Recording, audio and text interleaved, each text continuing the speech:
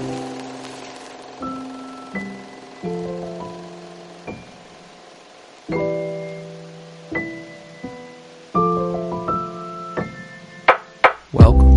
to Cinema Surprise, presented by the Penny Bloom Podcast, where every week we celebrate film, and one of us never knows what's coming next.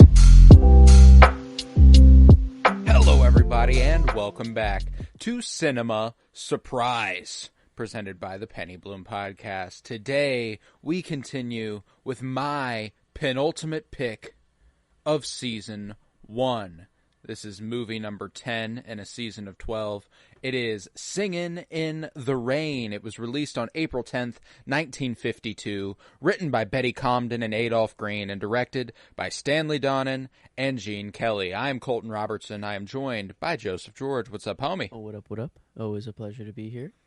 Oh, and it's always a pleasure to have you. And I am so happy. What a glorious feeling.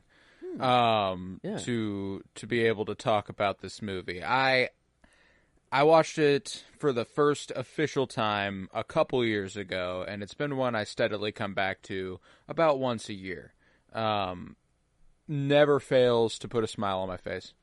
Absolutely makes me so fucking happy. And it's one of those key comfort movies that, like, and it's weird because usually comfort movies I spam. I want to, anytime I'm feeling like shit or anytime I'm sick or anytime, I go ahead and throw on a comfort movie.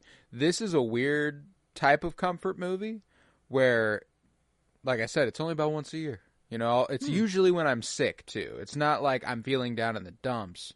It's legit. I am ill. Okay. And I need something to lift my spirits. And about once a year I'll go, you know what? Today's my Singin' in the Rain day. And I'm glad I got to experience it outside of, feeling like shit, for the first time in a couple of years, so, I absolutely adored it. Was this a first watch for you? I'm trying to, yes, for real. This might have been the movie we watched in 8th grade choir, but I'm pretty sure, school movies are also like, yeah. How much are you paying attention? That was in 8th Especially grade. when you were in 8th grade and the movie's, 70 years old. Exactly. Or 60 years and old. I used to be, like, if a movie was old, I didn't like it needed to be new. And when I was in 8th grade, that was, like, taken to a heightened degree. So, like, I definitely didn't care about this movie. But, a first real viewing. And I see the comfort value in... Just crazy how I've never seen this, but how I've seen this. Without having to see it, like just how iconic some of the numbers are.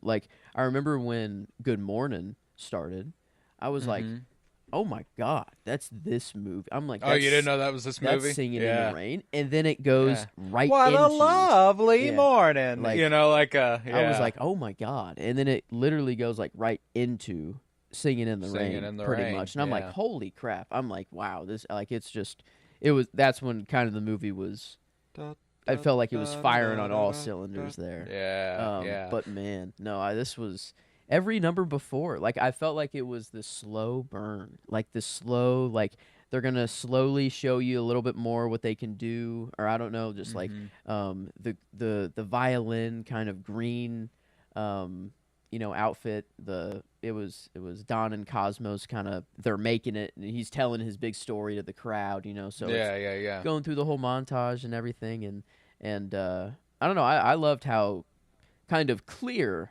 Babylon was like, all right, we're gonna try to make Singin' in the Rain, but today, and way longer, and we're gonna throw way more in there, but we're gonna take the story of it and just try to make it a movie. The inspiration was awesome. It was really, really cool to see how they took certain things. Some things were twisted, some things were yoinked straight from. And I thought, I don't know, it was really cool. Another, I love you, I love you, I love you, I love you. Dude. Yeah, man. I mean, pretty. I guess whenever you're talking about the topic of transitioning from silent film to talkies, it's gonna. I mean, this is the conversation. It is the actors that didn't talk before that now have to and stuff. And I love that even his I love you isn't like he just asked the director, like, hey, can I just go back to my normal, like, default shit, please? And then he's like, sure, I don't even give a fuck. And as long as you say it into the fucking mic. I guess another scene that was pretty directly ripped there, which was pretty good. But no one died. So they obviously take it to a different extreme in Babylon compared to Singing in the Rain. I think they obviously make it a little darker, a little bit more. What is the heavy? Oh, what is the and rolling what does he say? There's two phrases. Sound, I feel like rolling, action. Oh man, but I feel like this one it's more of like a I don't know, like a timely. It sounds like an old timey phrase. Run it? No, not run. Like roll. Maybe roll it. Roll it might be one of them. I don't. I feel like he says two things. Like oh man, that's gonna bug the crap out of me. But yeah, because it's probably, I don't know what He's just the director of. Yeah, the director. He's an annoying piece of shit throughout the movie too. One of the most over the top actors in this entire movie, which is very funny. The gentleman who plays the director. He's also the guy, I believe, who directs the sequence where Don becomes a stuntman at the beginning. Yeah, that was sick. And he's like, geez, we're never gonna get this. They're never gonna send over somebody in time.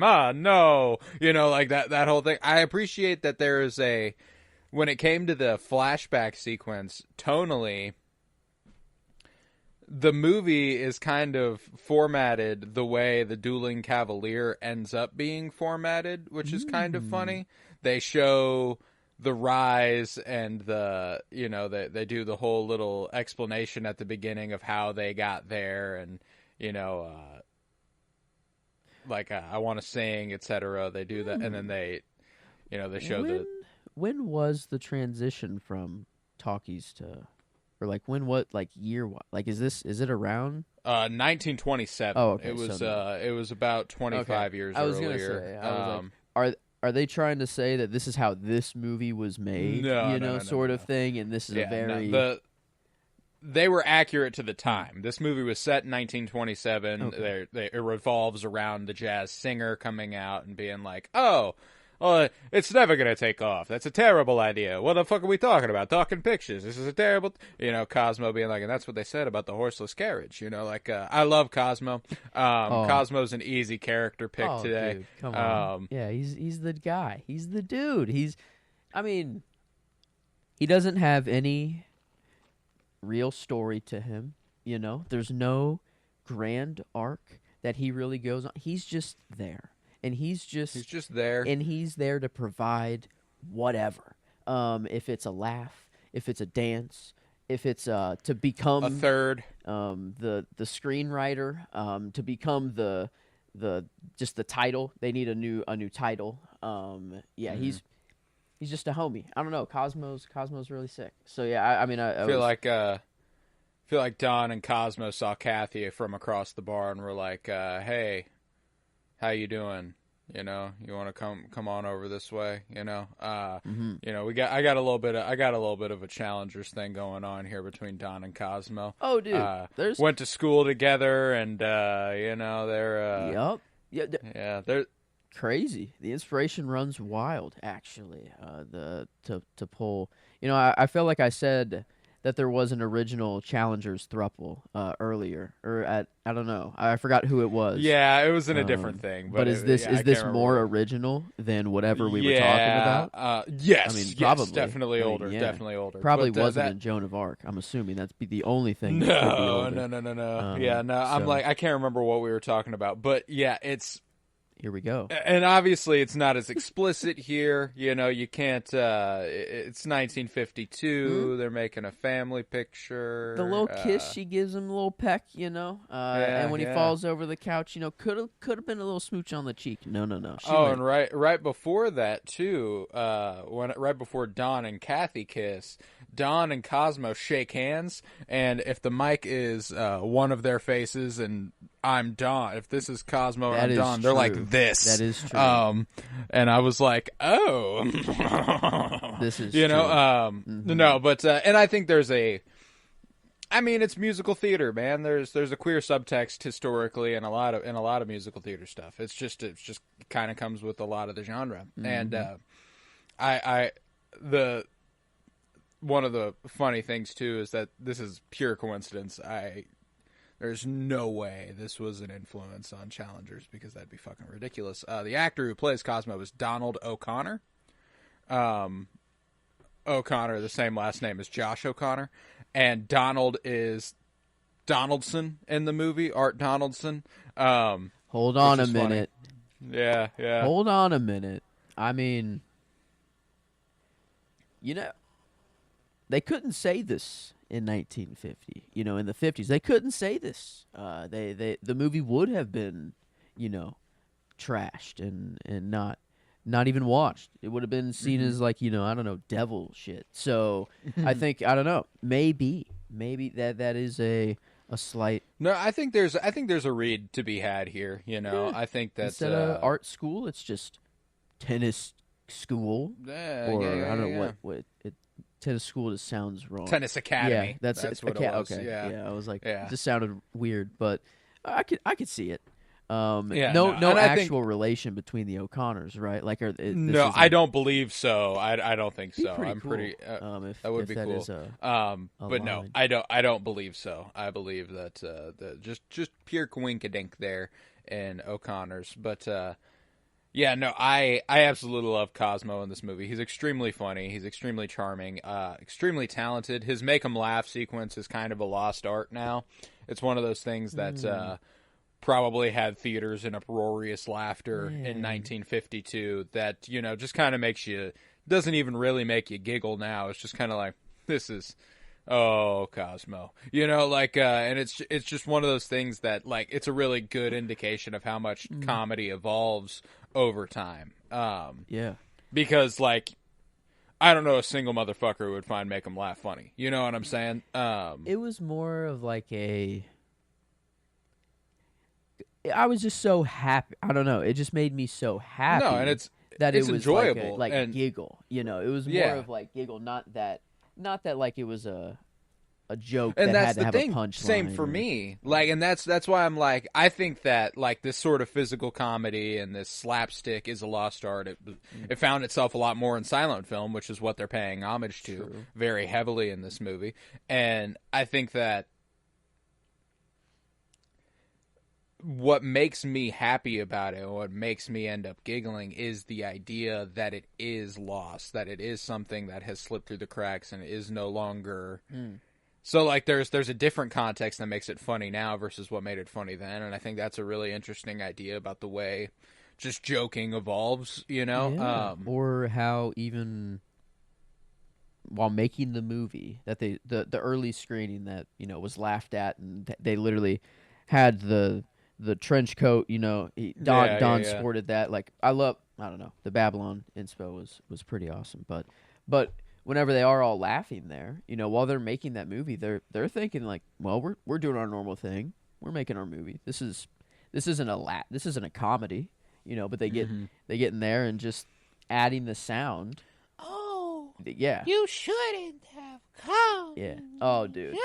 I mean, that was pretty good. That's still fun. I mean, that's funny. No, there's a lot of stuff in this movie that's straight up funny. Make 'em Laugh was just the example in my head of a comedy that is kind of a lost form. Yeah. And obviously slapstick is never going to, like, slapstick and physical comedy is the first comedy everybody learns, which is why I think everybody's kind of immune to slapstick and physical comedy, because when you're a kid, when you're a baby, what makes you laugh is is stuff being physical. It's people going making funny faces and true. That whole thing. That was really cool. I mean, the facial control. And that's the thing, is it all required so much talent. Like, it's not like it was something easy. It was all impressively done. The way he was flipping himself around and landing on the ground and, flipping off the walls and then flying through a wall. Like that's really cool shit.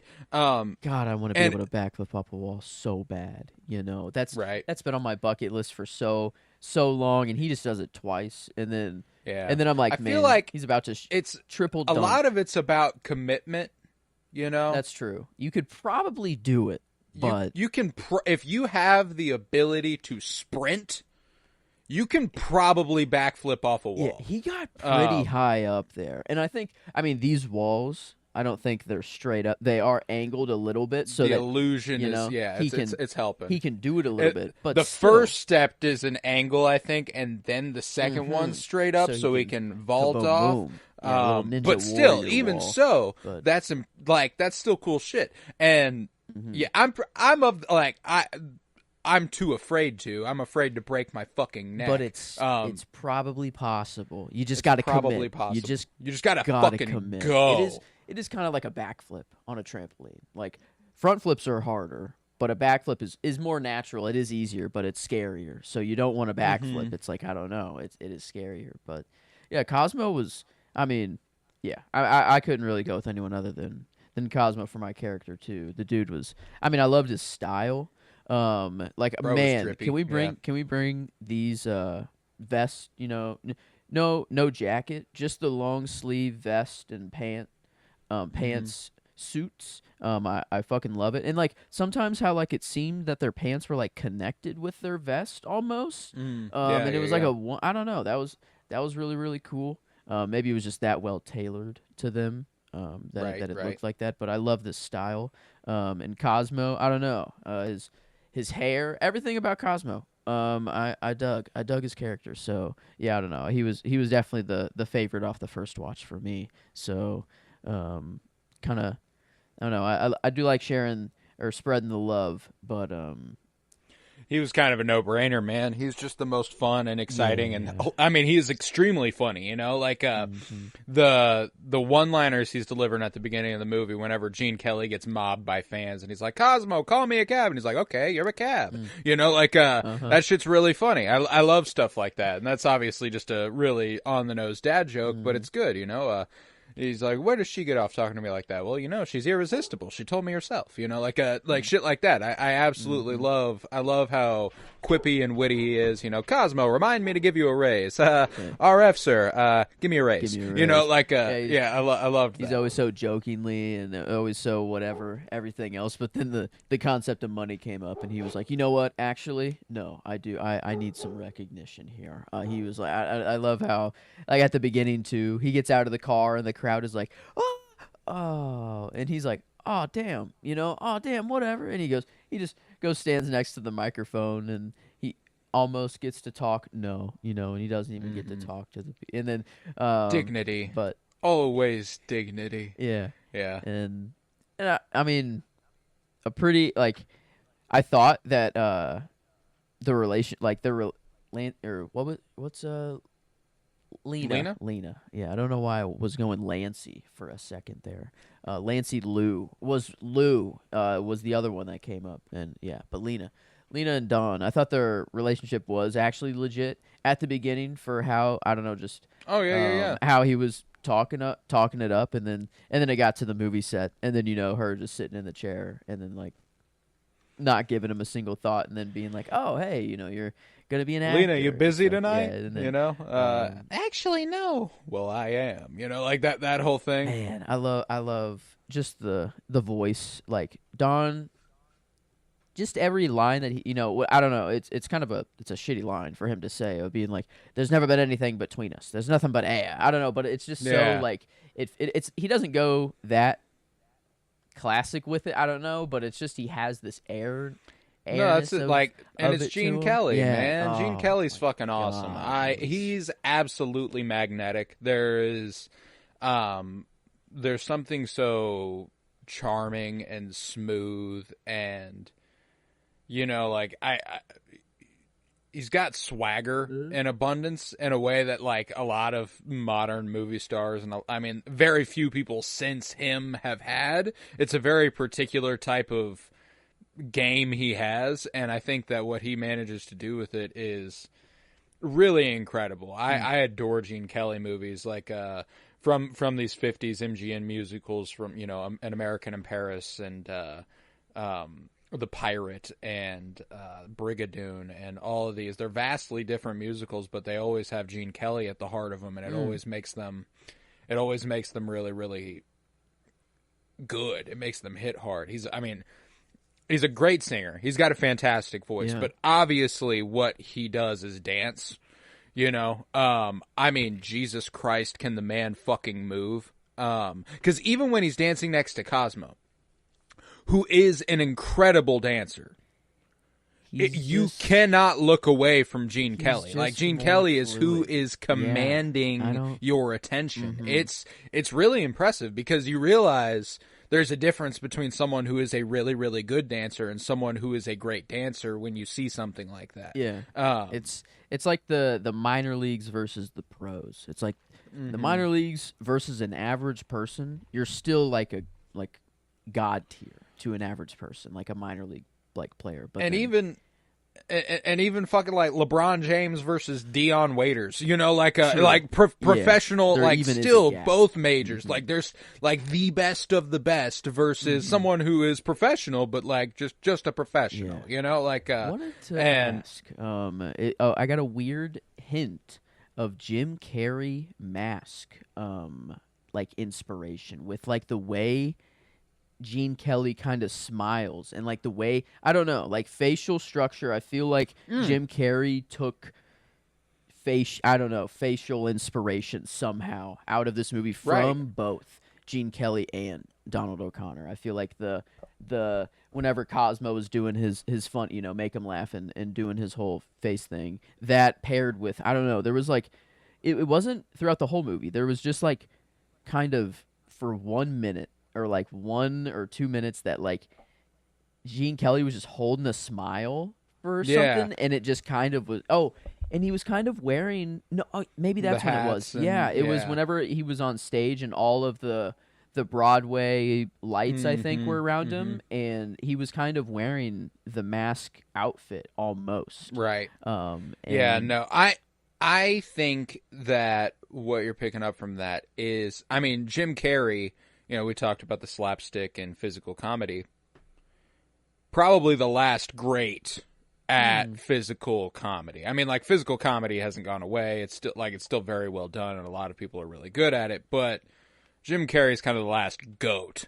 He's the last one who everyone was like, well, this guy is fucking incredible, And I think that there's an idea that since they are also emulating the silent film era in this time, and they are trying to bring that to the screen, and musicals also have the expressiveness, typically stage musicals have that expressiveness that silent film used to bring, and I think that's what's cool about the MGM musicals, is that they feel like stage productions. They are filming it and they are movies, but they do feel like you're watching a Broadway show or something like that. And I think that is, more than anything, what you're picking up is Jim Carrey's influence from the silent film era, and that expressiveness and that sort of just that presence. And I think that Gene Kelly really emulates it well, and Jim Carrey takes it to a different level, because The Mask is a very particular and very good example, though. Like, if you made the face that Jim Carrey has when he's actually in the mask form, and you just gave him like a normal skin tone, he'd look a lot like Gene Kelly, which is interesting. That would be because his face is green. We could just has anyone done that? Or I guess I don't know. Just given the mask white face, what he would look like normally. Yeah. No, and even so, it's obviously pretty extreme. It's exaggerated. Yeah. There's a lot of but Gene Kelly is a gorgeous fucking dude too. There's a part whenever they're rehearsing the new musical parts of Dancing Cavalier. I think it's after Singin' in the Rain, and Kathy's singing, Cosmo's playing the piano, and they just they sit on Don watching Kathy for a second, and he's absolutely fucking gorgeous, like an insanely good looking man in that moment. And there's also one moment, you know, we've talked about this a lot with, you know, Katie O'Brien a few weeks back, and then connecting that to, you know, Ingrid Bergman in Casablanca and Kate Winslet in Titanic. There is literally a single moment where I feel they shot Debbie Reynolds that way. And it is during the time the song number is about to break out on the movie set for them. It's just Dawn and Kathy, and she's got like the lights right behind her, and she's kind of glowing, and it's absolutely gorgeous. And she looks absolutely ravishing. So like and it's one of those things where like it stood out. I was like, there's the shot, you know, like that is the shot that makes people a star, you know, like that's what that is. And this movie is fucking gorgeous to look at, dude.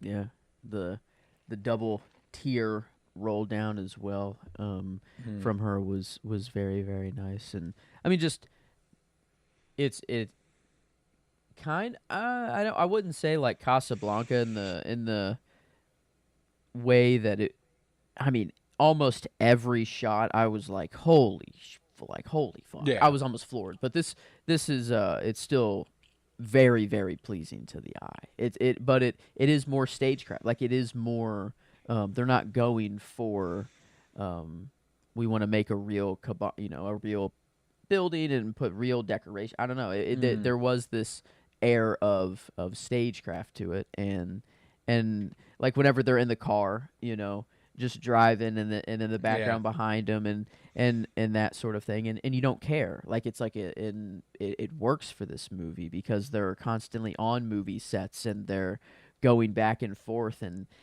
I love, like that's what one part of that made Babylon really cool is that it was kind of this fourth wall breaky meta. We're making a movie while, I mean, we're watching a movie. They obviously had to make that movie too, and all this sort of thing, and so you're kind of thinking about of that during the movie, and then also you just have a really good heart, you know, like emotional story unfolding in front of you. Is the movie's just good as well. Like so, it's every single layer. Like it's just really, really cool to think of the history of this moment. You know, this switch is really, really crazy to think about, and to think of the actors that had to go through it, and to,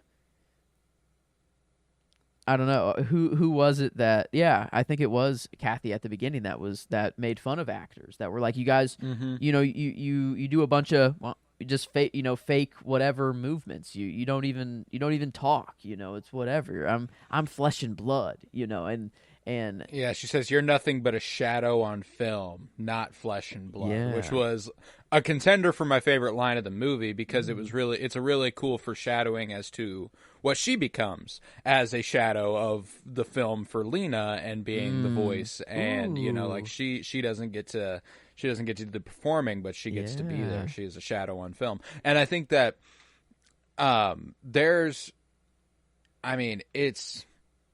it's a gorgeous fucking movie, man. And I think that portraying this switch is obviously a very fruitful period. And I would like to watch more actors who made this switch, like actually, in real life. I think that would be a cool thing to see. I love the way they portrayed the making of silent film as well, you know, when him and Lena are doing their silent film scene and it's all blocking and it's all face and it's all like they are saying whatever they want to each other, but they're doing the whole, you snake, you reptile, they're actually not saying, and they have a great chemistry all the while too, you know, like, and Lena even comments on it. She's like, how could you possibly not feel something real when we do that, you know? And oh man, he's like, I'm a great actor, honey, get the fuck over it, you know? I mean, how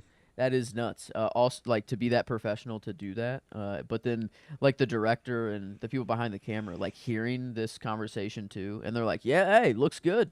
No, like keep it going. It's looking really great. You look like you love each other, but they are no, they're at each other's throats. Yeah, I don't know. It is really. I wonder like because in Star Wars, like in suit Darth Vader, apparently says a lot of funny things, or not the line that Darth Vader actually says, and because it's just voiced over.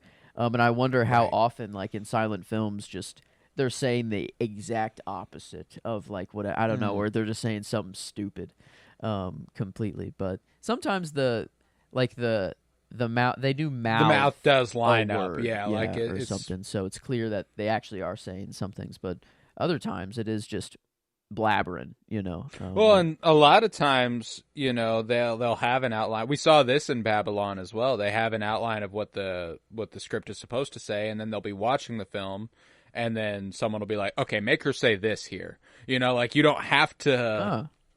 You don't have to have it written, essentially. You can just kind of block them and make them move around and tell them what the scene is and be like, okay, go for it. And then afterwards, they're like, here's what she's saying at the time, wow, that's kind of crazy. Like that you can kind of write the dialogue after the movie's been made. And like you just have to write the story, the bare bones of like what has to happen. There's probably a really great advantage to that. That's too. That's what I was kind of getting at. Is like I bet that's why movies were just I don't know. I don't think every movie back then was just goated and great, but I mean there's a lot of steps along the way that just it has to be good. Like whenever they're filming, it only has to look good. That's all that matters, and they have to. But everything has to be thought of before because it has to be caught on film, on camera. Everything has to be right there. And, man, yeah, I always kind of get there. In Babylon, I always return to this conversation as well. It's like, man, I wish we could go back to this era, of making movies where everything had to be thought of on this minute detail, and we couldn't just be like, all right, well, we'll fix it in post, if it is bad. And cause I don't know, it shit in, shit out. Like you can only whatever you have, the bare bones of what you got. It can only be that good. I don't the post can't really make it much better. I think it can increase the value of it. That's for sure. But I don't know. I love watching these old movies. Like it's been so nice. And after watching this one, it got me to even think of like, man, do I want to switch my movie up last minute and go with like an older one. Oh, really? I didn't, but I almost did. It actually almost got me to do it. But yeah, I don't know. Joan of Arc and then Singing in the Rain. We got some oldies in there. We got Casablanca earlier on. We got some good oldies. So that was my I don't know, but it almost got me to. Like I love this era. It's awesome. I can finally appreciate it as well, and that's a big factor of it. Is that I'm finally the movie watcher that can watch these movies and not just be like, yeah, well, I can recognize that it's critically made well. I'm actually enjoying the movie too, which is pretty huge. So, this been a nice. I didn't think I'd be checking off this many on the Babylon checklist so fast.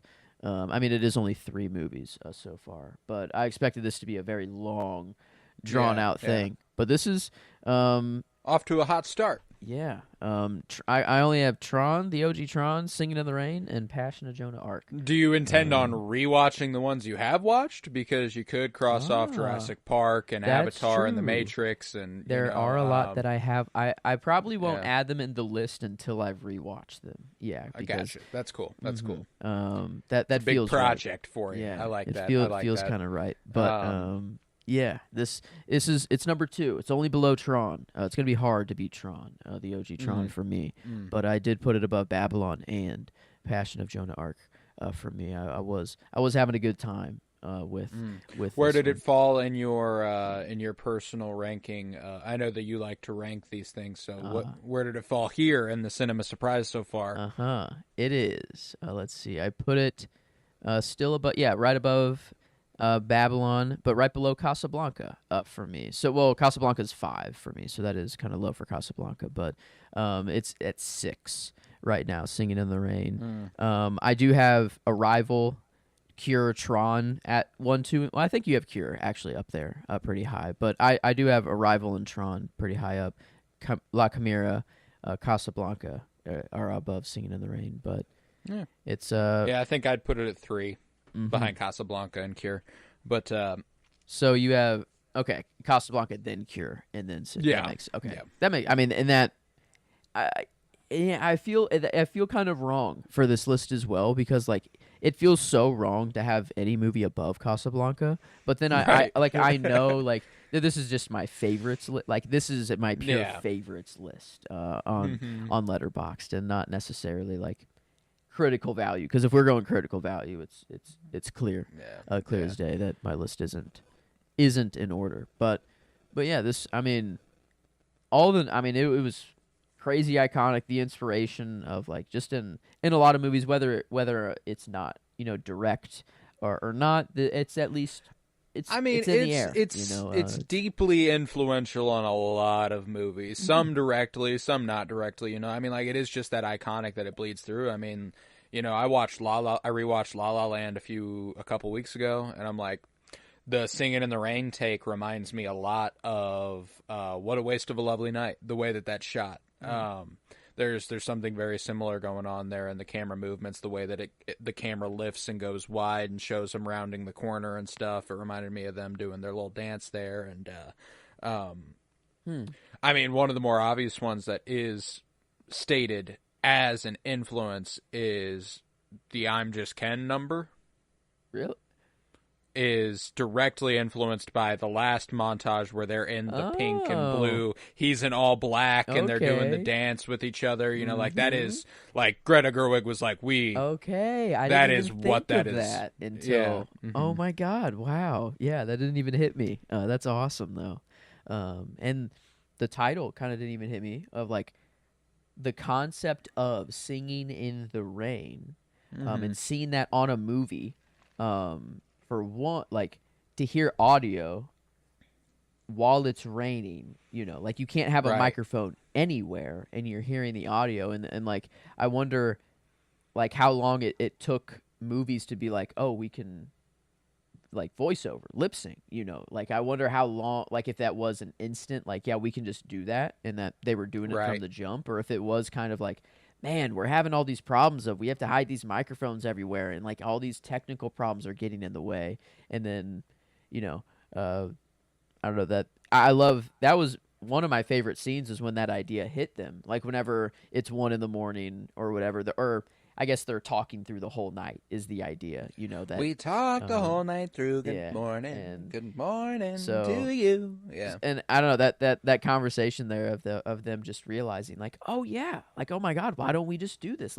Let's make it a musical, and then they're like, oh, and then we you can't can make it a musical. Yeah. Lena, she can't act, she can't sing, she can't dance. A triple threat. Oh damn, poor Lena. I mean, yeah, I. Gotta feel sorry for her. I don't know. Who are you going for with your performance here? I mean, it's either Gene Kelly or Debbie Reynolds for me. I mean, it's one of the two that I liked, and it's probably just Gene Kelly for the amount. I mean, the dancing, the singing, the actual acting too. I mean, he's magnetic. Yeah. The action as well. The stunts that is it all him that's doing these stunts too? Okay, there's actually a really really clean bait and switch that I really love. Whenever he goes flying over the bar, it's a different guy who goes flying over the bar, and Gene Kelly's already back there, and he pops up.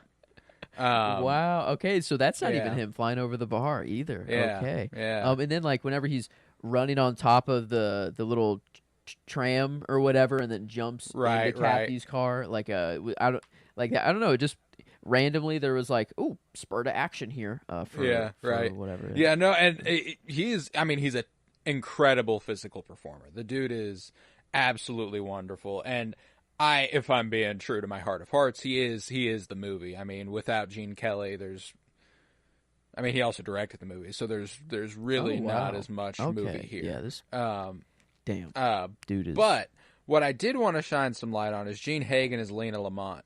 I've watched her in other things. Oh. She is performing here. She doesn't actually sound like that. She does not sound like that.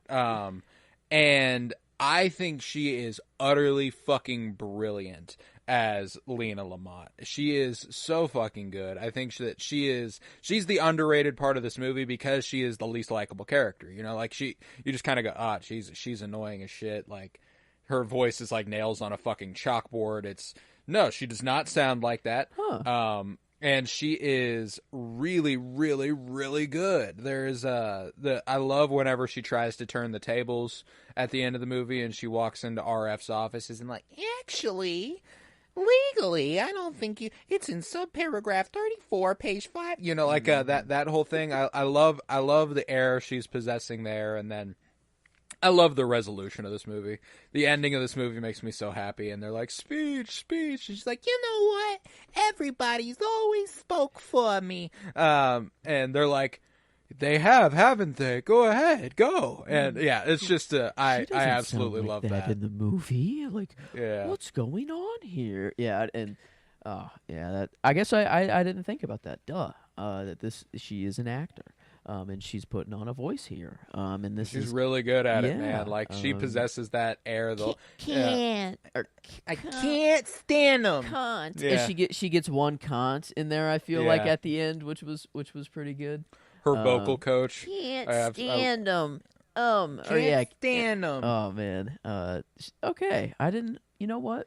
I now that I'm out of the movie and I don't actually hate her, or I don't. No, yeah. There's not actually like hatred towards her. Or anything. It's just yeah. No, but like the character is deeply unlikable. Yeah. That is part of the point of the character, and it is one of those things that you can lose sight of. But I will go with Gene Kelly because Gene Kelly rocks, and I absolutely adore the way that he. I mean, it's his dancing for me. His dancing absolutely. It's sweeping. It just makes you feel like you're in another world. It's so fantastical. I absolutely adore it. The legs, man. I mean, like, he can just move his legs in ways that, I don't know. It is just fluid. The dude is fluid. He understands his body. I don't know. Like, it's a weird thing to say, but he does. And he does. And yeah. No, so like that was the other, like, in terms of pure acting performance, I might go Gene Hagen as Lena Lamont, but there's a lot else that singing, Gene Kelly has to do. Dancing. Yeah, he has to do the singing, the dancing. I mean, he is the heart of the movie, and I think that ends up prevailing. But I was really, really impressed with Gene Hagen because I watched her in a couple other things. I love her in Adam's Rib. That's a fantastic movie from the 40s, kind of a battle of the sexes sort of idea there. That's and way ahead of its time, if you ask me. And who was I don't know who that was. It was just a random dance number. Green dress, dude. Super green dress. Maybe a little tick tick boom inspiration. Didn't think of that one till just now, but that was just whoa. Like I love that they were just like, well, let's show you. We're in my head at least 1950 anything just pre-19.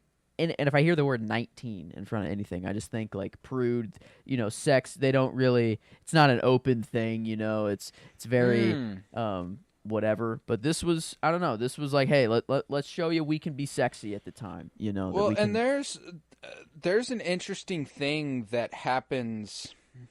I can't remember when. It's called the Hays Code. The Hays Code was implemented, and that's when we switched to our rating system. Oh. Prior to that, it was either approved or not approved. And when the Hays Code came around, it kind of... Wow. There was never sex scenes, strictly, but there was some sexy stuff in old movies. And it's pretty interesting to see that, like, Babylon kind of talks about that part of the movie too, like whenever they switch from the silent films to the talkies, and, I think it's with, I can't remember her name, but the singer who's like, the chick who dates Margot Robbie for a while in the movie. I can't remember the character's name, but, they're like, they don't want this anymore. They want morals. They want integrity. Like there is a switch that, like, there's a constant progression and regression in society in terms of accepting sex and being prude and all this stuff. And I think that that role is played by Sid Charisse in this movie. I absolutely love her too. She's in a couple fantastic musicals.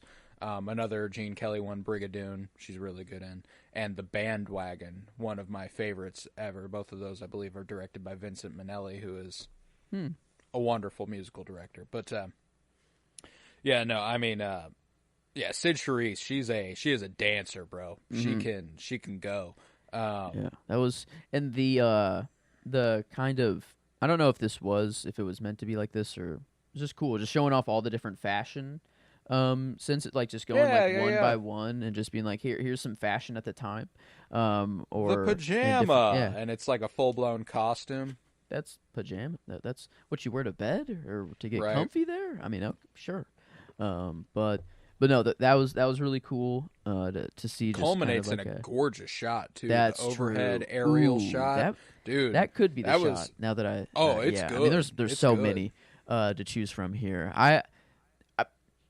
I don't know why. The one that just kind of stood out to me was at the end of Singing of the Rain, whenever he's just he hands the umbrella off to the one old guy, and he's just, I mean, dude is living life. Feeling it. He is feeling it. Yeah. So it was more of just kind of for the moment, not the shot. Well, and it's also but you've been there, you know, like the way that he's like, I love the way that Gene Kelly can physically express something that you felt, you know, like, and that's one of the things that lends him to being my favorite performer of the movie. And obviously he puts it into words with Singin' in the Rain itself, which is a great song that he performs just fucking perfectly. That's one of the most iconic scenes in all of movies, whenever he jumps up on that lamppost and he twirls around it and everything. Come on, man. And I don't know, and that's the, in a movie theater, that would be it's crazy to hear a sound come out of the screen, but then to have rain and then hear the I don't know, I feel like that would be kind of like it's the perfect... the tap dancing, dude. The tap dancing all movie is fucking incredible.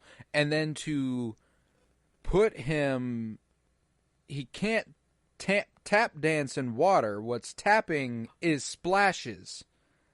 Oh. It's like he's splashing water, which is making the sound that he would as a tap dancer. Those have to be added in after as well, I guess, too, right? Or is that like, or are we here? How were the? Well, I guess no. This isn't 1920. This is 1950. Mm-hmm. So, like, are they actually recording the actual sound of the rain? I'm assuming they're also actually recording the sound of the rain as well, and probably. Yeah, I guess, because in my head, I'm thinking in the sense of how the movie is saying that they're making the movie, you know, sort of thing. But this isn't 1920 whatever. So they have, I'm not thinking of how they actually made the movie. That's a whole different layer. That's pretty cool. That I haven't even thought of. But man, yeah, it's kind of, it is like this. I hate to keep bringing Babylon up, but it's so cool when a movie can go beyond the movie itself, and like you can gain so much more from, I don't know, it's a historical kind of piece. It's a thing that, it's a recurring cycle of you thinking about it, like them making a movie inside of a movie, and you're watching the movie I don't know, it is this you can't quite pin it, but while you're watching it, it adds an extra layer of coolness to it, and I love movies like that. And this one, because what's even cooler too is that in 1952, this was 25 years ago.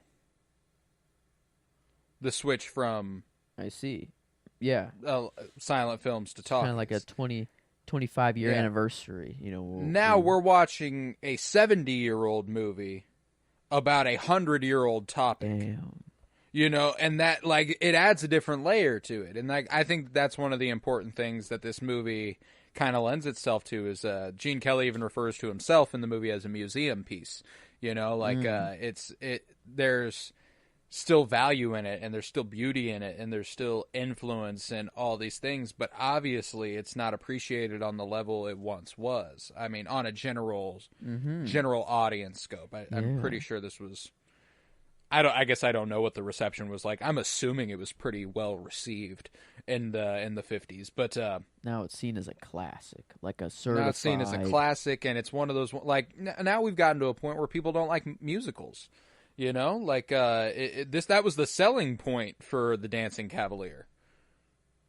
We'll make it a musical, then people will come and see it. You know, like now it's like, oh fuck, it's a musical, and that sucks, man. That really sucks. I absolutely adore musicals. So like, we need it's the one of those movies. 20s back. We need to just have this art renaissance. You know, just let's feel good. We need a victory. We need this world shit to resolve itself so that we can be happy and party. And then we can get. People will just love these movies again because I feel like we're just on the whole happier. Because I'm trying to justify, like, why not like a musical? You know, like, why not? I mean, I get it. You might not be in the mood for it, but to be like, never. To be like, no, I will never like a musical. It's just a concept of a movie that I hate. It's like, really? I don't know, like, why? Why at the end of the day? Or and that's what... Well, I think most people just can't suspend belief enough for it. You know, like, and that really sucks. It's a lack of imagination. You know, it's not a. But you go and watch Spider-Man: No Way Home and love the shit out of that, and there's two dudes being brought in from different movies, and that's good. I don't know. That's where my switch of like, wow, I'm not gonna watch Tron, but I'll watch Tron Legacy and all these superhero movies, and that's what kind of got me to be like, what the fuck was I doing? You know, I'm like, what the fuck am I doing? A movie is a movie. Like I'm gonna watch anything. So that's and that's a realization that not everybody comes to. It definitely is, and it's only one that I came to within the last couple years. You know, like I guess, and we haven't really gone over this. This was one of those things that I've thought about like doing a whole episode on, but like just life-changing movies. Like movies that you watched that changed the way you watched movies. The first one for me was La La Land. That is what opened me up to musicals. That's what made me go, oh, I can like musicals, you know? And then I watched a bunch of musicals. And the other one was Parasite. After I watched Parasite, I was like, oh my God, there's a whole world of film that I've never watched because that was the first foreign film I ever watched. You know what I'm saying? So like, there became like, those are the two most world opening movies I've ever watched because they're just like, you watch one really good movie and it can change the way you watch movies, you know, like, it was Parasite that made me go, oh my God, I need to watch good fucking movies, you know, like, yeah.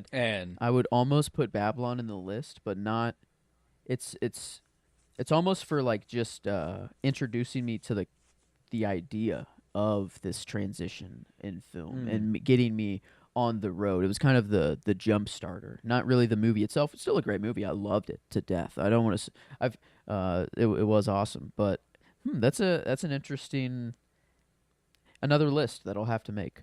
Thank you for giving me another list idea that I can. Yeah, the life changing. I'll have to. That's to a do good that one as well. But that's a good one. Maybe here we go. I mean, I feel like I don't know if I call it life changing quite yet, but this is I feel much more comfortable putting Singing in the Rain there versus Babylon.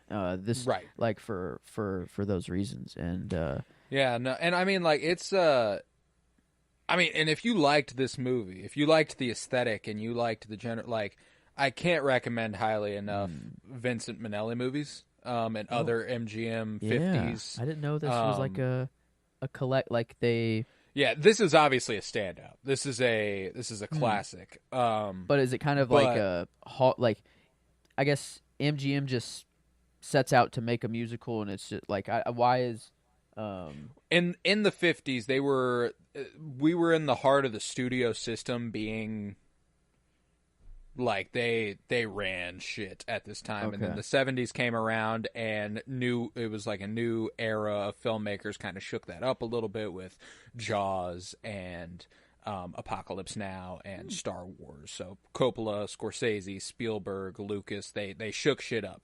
But Scorsese was still like what he always wanted to do was make big budget studio movies, which is funny, like it feels like what you want to do is but these are what inspired him in that way. That's why he made a movie called New York, New York, which is basically just a giant homage to this era. And it actually stars Liza Minnelli, who is the daughter of Vincent Minnelli, the director I've been mentioning. So there's and Robert De Niro, but there's just a grandiosity that MGM was willing to pour into their musicals at the time. This is where they put their budget. This is where because it was also at a time whenever, Westerns were the most popular thing in the action market. That was the big deal. That was what it was. Westerns and musicals. That was basically the American box office. Those were the hits. And MGM kind of,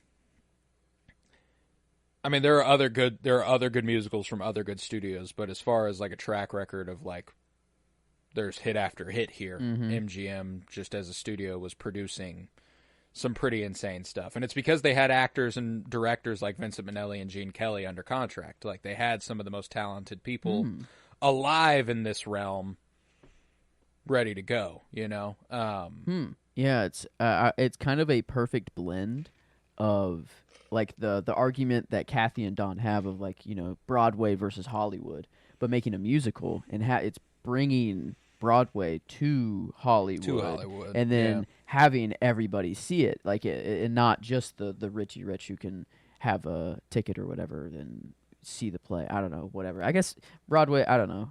Like, plays weren't only for the rich though. Like, I guess movies were just much cheaper. Broadway, like a movie ticket was just... Yeah, I mean, and Broadway's not the only place they put on plays, So, like, plays were accessible, but, like, Broadway shows, that's always kind of been almost a status symbol to a degree. If you can go catch a Broadway show, everyone... Like, if you are regularly catching Broadway shows, you have money. That's true. Like, that's true. Yeah. But, yeah, no, and that, like, it was a similar, again, the influence it has on Babylon with, that's an argument that Brad Pitt and one of his wives has in Babylon, the stage actor versus movie actor, and, you're wrong, movies are important, movies are art form, like that whole conversation. And I think that there's, I mean, just an untapped amount of influence here on so many different things. And I know we keep going back to Babylon, but that's just because we talked about it a couple weeks ago, and it's obviously ripping so much from this movie. It's not even funny. Yeah, it's very, very clear. Very, very clear. And it's, I don't know, imitation is kind of the best form of flattery, I guess. Or flatter. Did I say that? No, that's yeah. You did. But yeah, it's like a whole. Babylon's not really musical. They do have sort of some, music. They have a Fantasia-esque thing going on, playing sort of thing instead of the musical.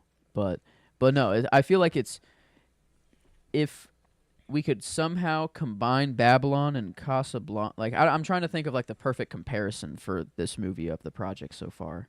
And it's, I don't know, I feel like Babylon might be it, just to compare it to that. But, as far as the comparison, as far as they go, I would say so. Like Casablanca was a full 10 years prior to this, and it was, it's black and white. It's much more intimate. It's got a grand scope in terms of story effect and the implications of what's being done in the story, but there is a grandiosity to this movie itself, even though it is very intimate, which is interesting. Like, there is like big set pieces and big imagery, and like, this had a budget, and you can tell it had a budget. That's true. Like, it's that one little, that when Don brings Kathy into that your shot, like whenever he sets up all the production of that, like, just, it was like a weird, like, that is a real movie set, I guess, but they're setting it up to be filmed in the movie, so I'm just assuming that's just a real movie set, though. I don't know, like, probably a real film warehouse. Yeah, I'd imagine. But it was just really cool of how just those huge lights, just and how good it did make it look, that backdrop, and Right. like how you could go from a dark room and Kathy being like, "What? This is just a blank, an empty movie set," and then Don to be like, "Oh, but now it's sunset." But wait, yeah, no, and I don't know. That's probably my line as well. Is right before "Singing in the Rain" starts. Kathy being like, "Oh, it's the weather's so I don't know, something about the rain and how damp and down and gray it looks," and Don says, "Really? From where I'm standing, the sun is shining all over the place." And then he breaks out into "Singing in the Rain," and it's just I don't know, it is it feels so good, and I don't know, that's the romance is very, very nice. You say that a film can only be enhanced by a good romance, and this is a good romance, yes. Mm-hmm. Yeah, and a bad romance can absolutely fumble a movie. Yeah. This one's good though. This one is very good, very strong, very, very good. Just you do feel so good. It is kind of a perfect sick comfort movie. I see, like, Singing in the, I don't know. It is like, while other shit can get you down, you can still feel good and feel I don't know. This is gonna be a perfect. Like I imagine myself having some like chicken noodle soup when I'm sick and just turning on "Singing in the Rain." It's even better when it's raining. Oh, when it is raining. Oh, that's the peak viewing experience here. Man. But is your favorite scene of the movie your favorite musical number, or do you have a different favorite scene? That is kind of the selections I have in there were a lot of musical numbers.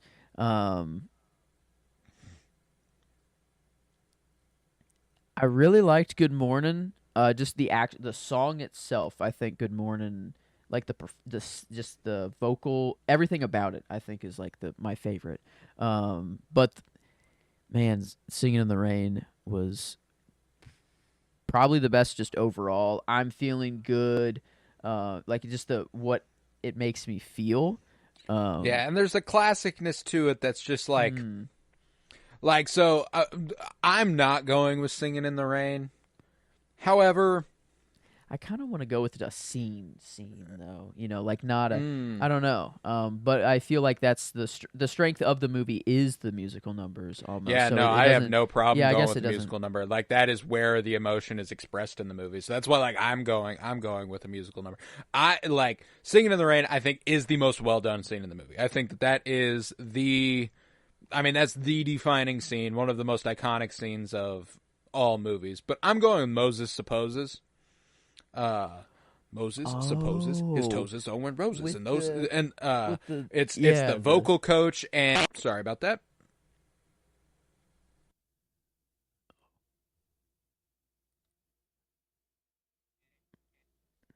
Good.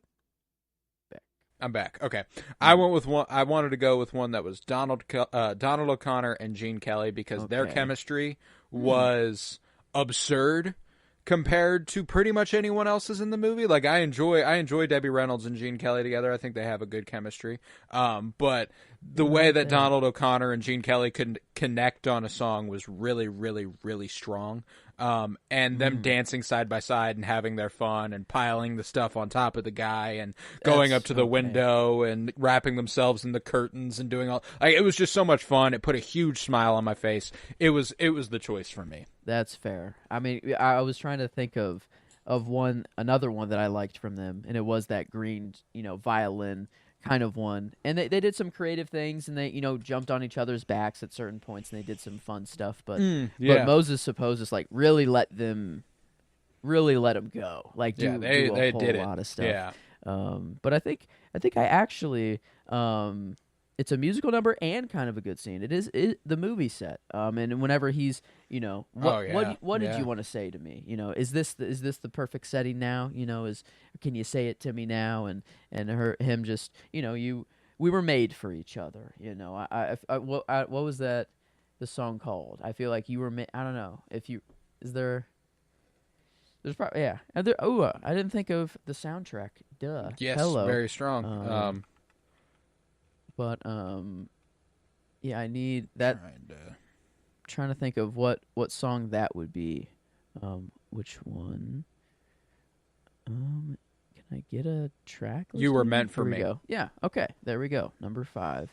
Yeah, that's probably. I think I'll go with that one for my scene. I think we can probably all agree that Singing in the Rain it is iconic and it is very nice. Probably the one, but I really liked the movie set and You Were Meant for Me. So I think I'll go with that. Yeah, I like that.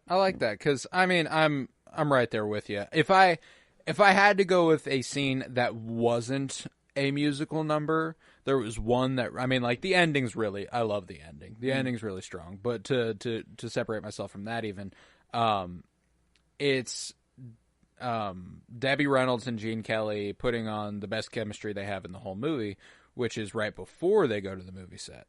And he like finds her and they're talking in the street and he's like, "Oh, you read the fan magazines, you know?" remember you saying you've seen he's one like, of them. And all you've seen them all. Okay, so I've seen 8. Yeah, okay, so I've seen 8 or 9 of them. You know, like that whole thing. I did say some awful things that night. You know, like I loved their whole man. And that it's just very too, cute. The like sailor kind of almost look that he had. Oh man, yeah. The costume design is. Very strong. Very, very nice. But yeah, no, they're slow unravel. It is a perfect romance for a movie. It felt so good. Maybe a little forced. I don't know. The dude just literally jumped in her car. And that is how they meant. But hey, they were meant for each other. That was meant to happen.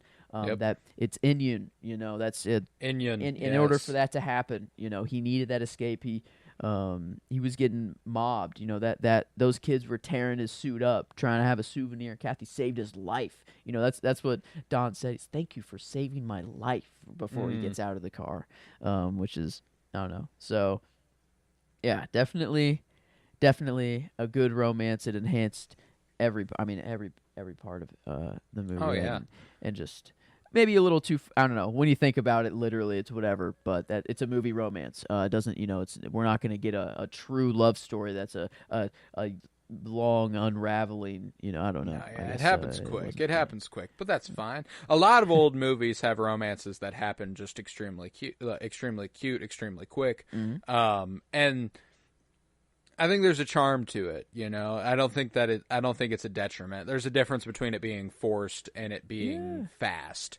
Because it feels good. if you fall hard and you fall quick, it happens fast. That's easy. That's simple shit, you know. But yeah, no. I adore this movie with all my heart. I'm so glad we got to it here on Cinema Surprise. And it felt right. It felt good. Mm-hmm. I'm super glad we did it. But is there anything else? Are we missing anything? I think all the favorites have been hit, unless your line. I think maybe. I don't know if you've. Yeah, I went with this line because it's just so funny to hear somebody make a kill yourself joke in the 50s. Like it's a chick in the crowd watching the first Lockwood and Lamont movie. I think it's called what's it called? Royal. I can't remember.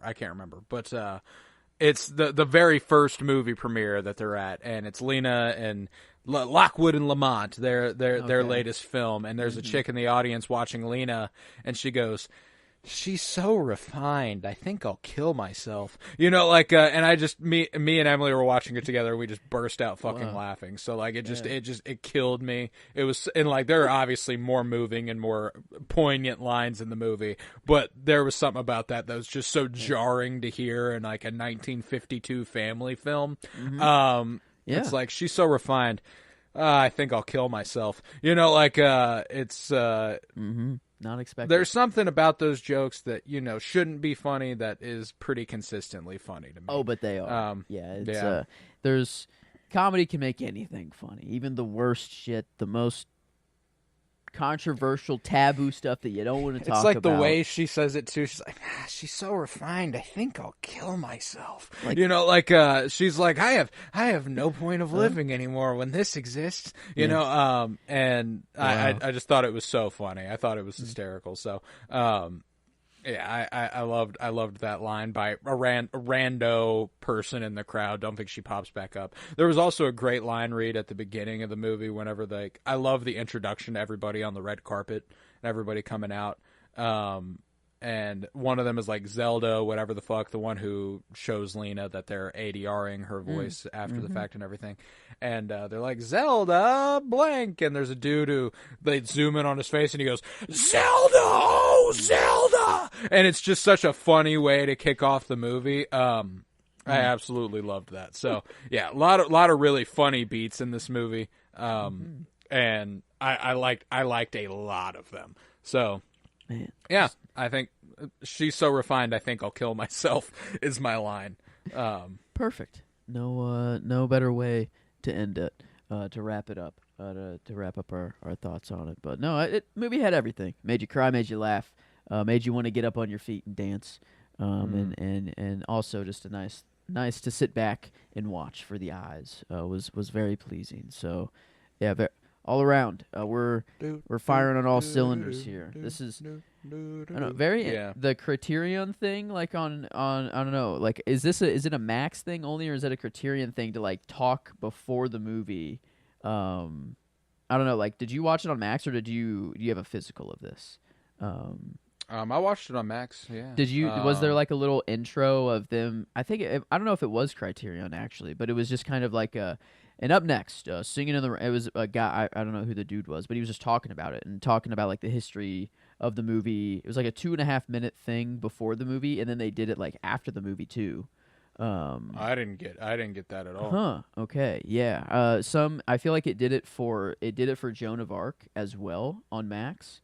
And I think it was I watched thing. Joan of Arc on the Criterion channel, so it was maybe there's something different there, but yeah, no, didn't get a little, and I mean, like, there's something with the older movies that have like historical significance that they give you a little preamble for. Yeah, like, hey, like, yo, here's what you're rips. about to watch. Yeah. By the way, this is historically significant. Yeah. But yeah, it was. I don't know. Really, I wonder what number this is on the Criterion. The collection. I don't think this is in the Criterion collection. Not? Okay, so maybe I am remembering something weird or different at the beginning. I don't know who it was. Some white dude talking about the movie. Felt like he was cinema related. He seemed like it at least. But yeah, astonishing that this isn't in the Criterion collection, but it's not. It's already iconic enough, I guess. One of those movies they don't have to worry about preserving. It feels like it'll be permanently preserved anyway. But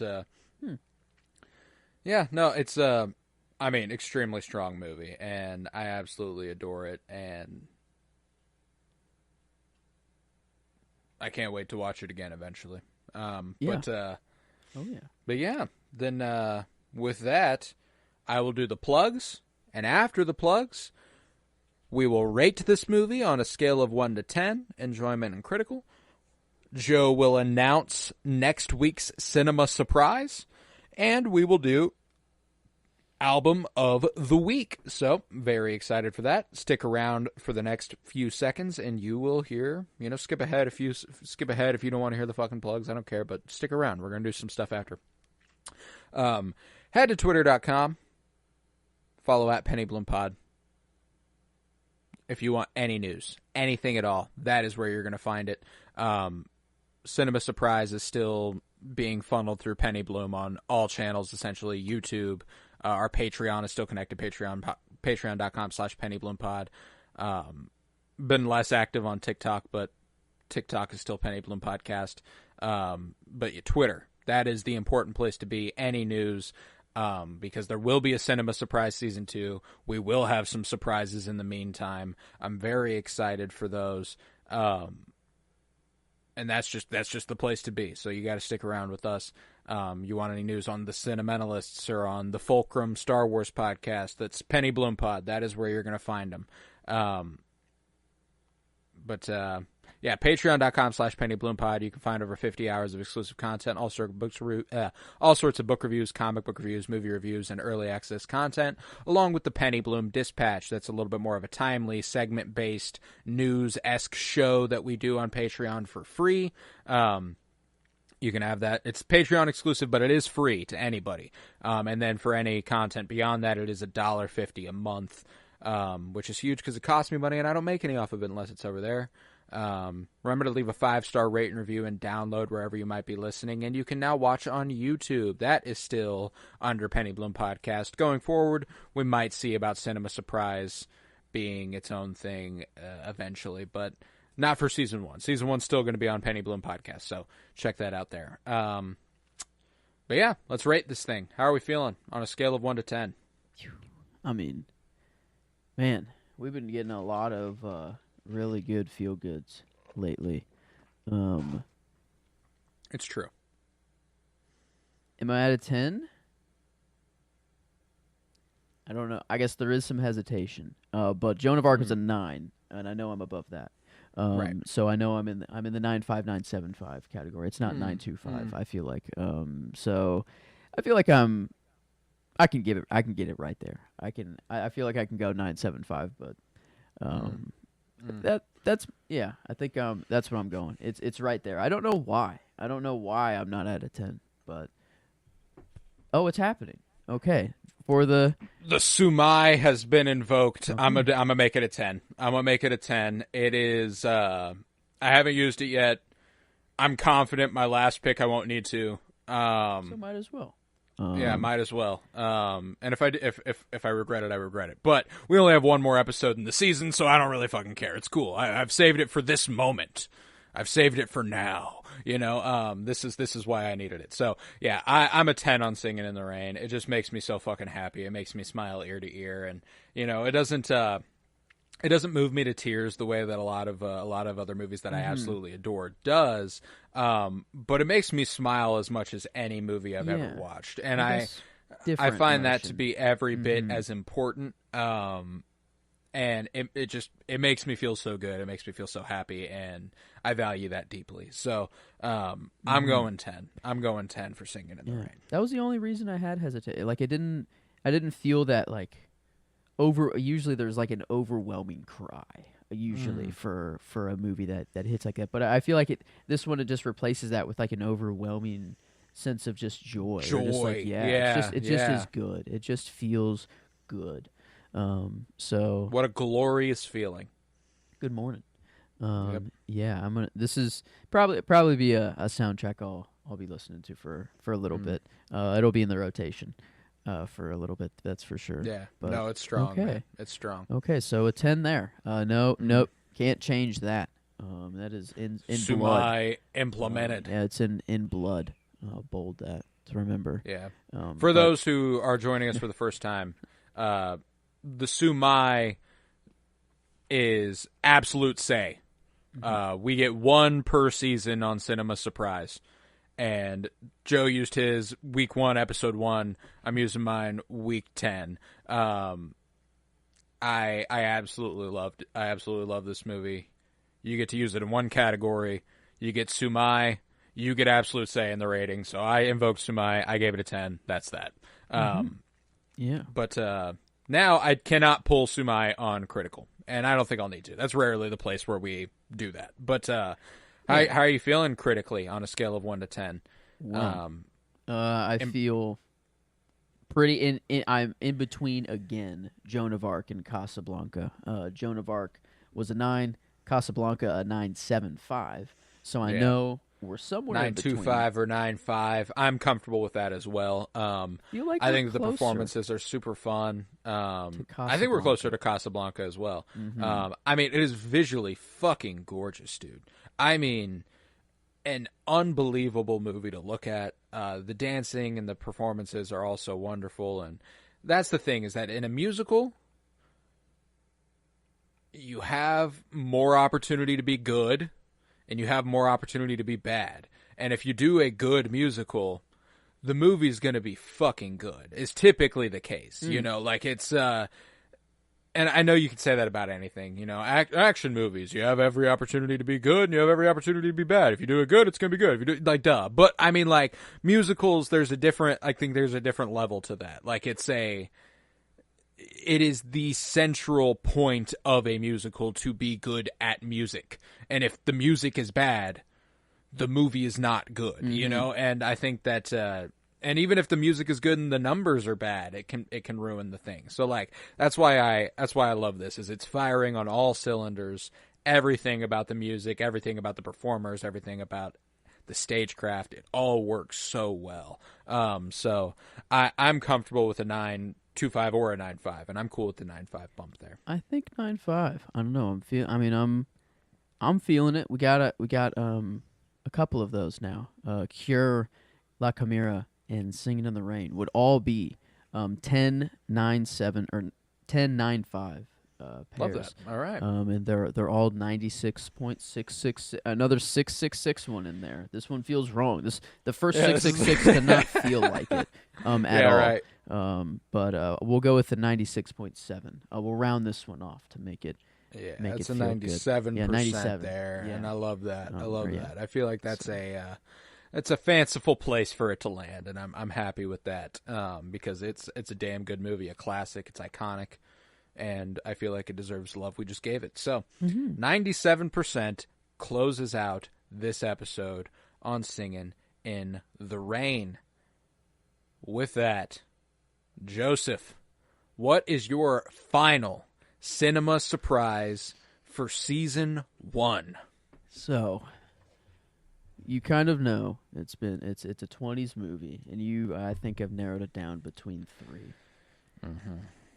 And I've had one before, and it was locked in for a while. But I don't know. I'm even right now. I feel like it's not solidified because I feel like we've talked a lot of the subject matter of one of the movies. I don't know. I've seen none of them, so I don't know. But I wanted to go with one of them, and it feels like it's kind of on the nose again, with just film and everything. Okay. I don't know. Yeah. So I know exactly which one that is. I don't know if we want to stay in that vein or want to go somewhere completely different, and get another one off the list. So that's why I'm kind of hesitating right now. I don't fully know. But I think there was one other one that was just kind of a safer pick. And it was the one that I kept coming back to. I wanted to do this one because the story seemed cooler, but the other one, the movie seemed better. And I think maybe I'll justify it that way. Maybe I will go with that one. I don't know. And it's, I guess once I say it, it's out. That's there. But it's my last one, so maybe, I don't know. It doesn't matter. I could say the other movies. I don't have to hide the other ones. Okay. Fuck. It's really hard. The Banshees of Inisherin. I think I'll just say it. I'm just gonna settle one down in court. I don't know. I'll have to do it. It was between Banshees of Inisherin, the Fabelmans, and Northman were the 3 movies that I was between. And Fabelmans, I don't know. It seems that it was another movie, a lot about film, and we just did Babylon and this, and I don't know. It felt like I don't know if we're piling on too much with that, so that's why I went away from Fabelmans. But I don't know. Maybe it could have been even cooler to keep Banshees of Inisherin, man. The Banshees of I said it wrong. Inisherin. Okay, thank you. Inisherin. But yeah, I don't know. It's been one that at the top of my watch list for quite some time, and one to get more 2020 movies under my belt. This one, it feels right. I wanted to. I don't know. I've heard a lot of good things about it. I always mess up his last name, but our new Joker and in Eternal, Barry Keoghan. Yeah, I don't know. I like him just particular. I don't know why. He's just kind of like not like I have a deep love for him yet, but everything that he's been in so far has just been really cool. You'll like him in this. And, he's very good. Colin Farrell. I love Colin Farrell. Yeah. Always I love Carrie him. Condon. So. I love Brendan Gleeson. So yeah, no, you will not be disappointed with this pick. Okay. And yeah, that's a good one. So, that's a goodie. I'm excited to watch it. I'm excited to watch it. It was the last one out of it was crazy. I don't know. I was going back and forth quite a lot, but yeah, I don't know. Out of those three, Fablemans, Northmen, or Banshees, I guess. Does this feel right? I don't know. Does it feel? Yes, that feels like great. That feels fantastic. Okay, that's good. I'm very happy with that because I absolutely adore the Banshees of Inisherin, and I think that I'll be sure to come with the heartwarming. Okay, things. That was also my fear. Is maybe to end on not the best note. It's a dark one. It's a dark one, not the happiest film. That's okay. But we just got Singin' in the Rain. That's okay. It'll get sandwiched. And it's really, really strong. And let's not act like this is the last episode of Cinema Surprise ever. It's the last episode. It's your last episode of season one. It's the penultimate. It's a very strong, very good movie. I'm extremely excited. But yeah, then come on back to Cinema Surprise next week for the Banshees of Inisherin. I'm very excited for that. Now let's do an album of the week. What do you got lined up for me today? Just kind of a new song came across my radar. I was mowing the lawn of all things. And song just comes on, new song, and I'm mowing the lawn, and I just notice I'm crying all of a sudden. And I'm like, okay, that's a good song. That's the signs of a good song for me. And that song was Juliet by Cavetown. And 2019, pretty new album. The album that it comes from is Animal Kingdom by Cavetown, and then I listened to the rest of the album, and it's really chill. I don't know, it's just really I love every song. I didn't like as much as Juliet's track 1. I think they put their best forward, or at the top maybe, but everything else I was not disappointed in. But kind of I just wanted to highlight track 1. I don't know, it was just very good. Instantly added it to a me playlist. There's a playlist of songs, kind of like a life-changing movie list, kind of in the same sense, in the same vein of like songs that just were like, whoa, whenever I heard them. And Juliet was one of them, so wanted to give that the love. And the album is actually really chill and goes really well with it. So, but yeah. Oh, yeah. Cavetown, Animal Kingdom from me. So I love that. I'm going with a 2018 album. This is where I'm going, Brockhampton's Iridescence. I absolutely love this album. It's one of those, to go with the life-changing thing. Like, it was, when I was 18, wow, I spun this. I went and saw it. In concert. I saw Brockhampton live at the Midland, and they performed this album, and it was really, really cool. And I mean, I absolutely adored Brockhampton when they were still kicking it. They're unfortunately no longer a group. They've gone their separate ways. But probably. I don't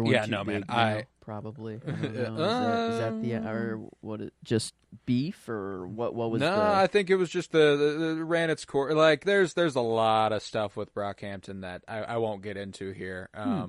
But. Okay. Yeah. I'm out of the know. It was whenever you introduced me to them, or you were like, listen to this album. I'm like, oh, cool. I'll check it out. And I'm listening. It's a nostalgic fucking classic for me, man.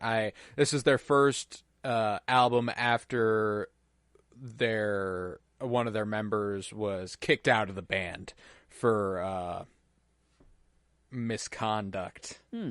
Of a sexual nature, which is not good. Okay. But they were 100% like, you're gone, fucko, bye, which is good. Good. They could have been like, hey, don't judge our boy, he's sticking around. No, they were like, get the fuck out of here, you're done. Which, good stuff. I like that. Kevin Abstract is kind of the front man who you've almost certainly heard of. And I absolutely adore Iridescence. I think that Something About Him is always a song that I'll return to.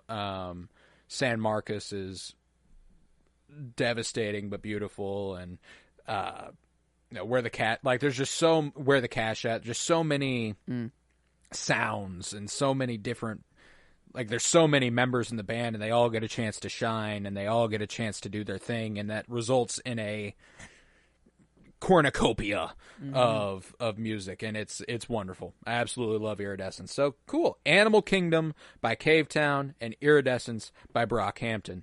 And with that, we will conclude this episode of Cinema Surprise. I was Colton Robertson. I was joined by Joseph George. Thank you very much, homie. Oh, thank you for having me. It's always a pleasure to be here. Oh, and it's always a pleasure to have you. And remember, peace, love, and bloom. And what a glorious feeling. I'm happy again.